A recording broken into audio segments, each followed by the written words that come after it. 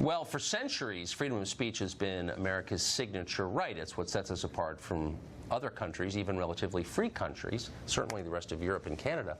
But college students aren't interested at all. They may not even know it exists. A new survey by Gallup finds that 53% of college students say that having a diverse and inclusive society is more important than protecting free speech. Ann Coulter is an author and columnist and a hawk on free speech. She joins us tonight. It protects her and me and the rest of us. So, Ann, is it really an either-or? You can't have a diverse and inclusive country and keep the First Amendment?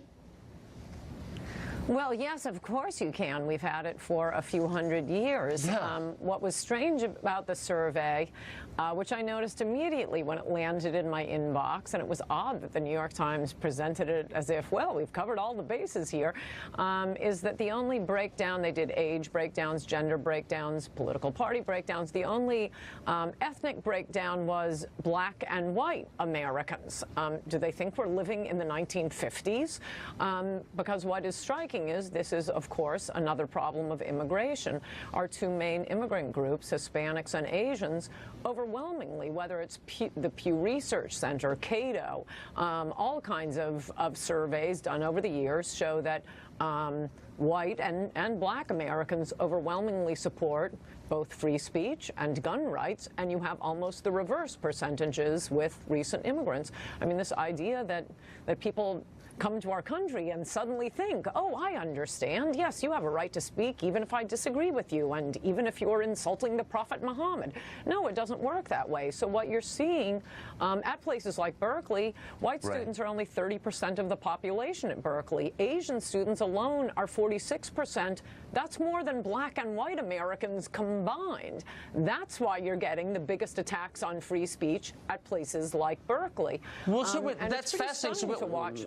So it's not a left-right thing as much as it's a new arrival versus born here thing. So then why wouldn't we be doing everything we can to inculcate our beliefs and understanding of our rights under our Constitution in people who just got here? Yes, no, you're right. Well, because we have even among 11th generation Americans these people called liberals, and they're as opposed to our fundamental freedoms as the newcomers are.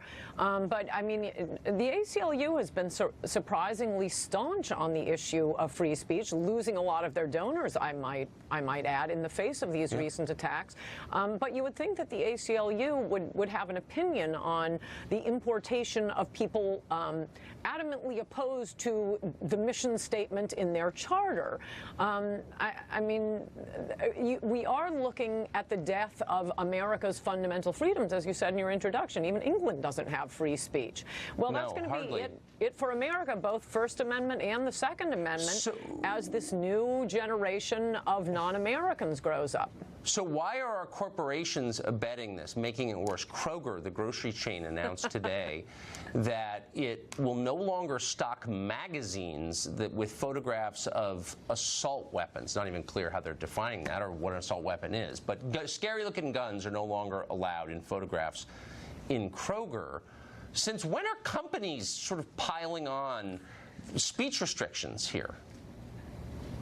Well, it's been at least since Trump has come along, maybe before then. But I return to my refrain. I don't care what your opinion is on free speech or guns or anything else, but please stop pretending you're a rebel. Please stop pretending you're fighting the man when you are just lockstep with corporate America. These new radicals we have, the resistance, they'll check with corporate America, Apple and Twitter, Facebook, and their professors to ask if they can wear a Question Authority T-shirt. Would that be okay? Has there ever been a more obedient little cadre of robots than college students? Does anybody think, is anyone brave? Is anybody giving the finger to the man and speaking the truth? Where are those people? What happened?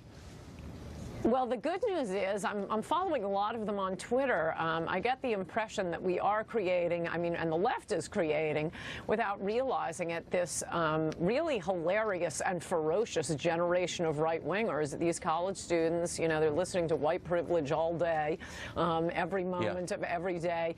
White heterosexual men are emerging from college barking at the moon right-wingers. And they're a lot of fun to follow on Twitter. They're very funny. I can't imagine why. Maybe there are unintended consequences to everything, apparently. Ann Coulter, thank you. Thank you.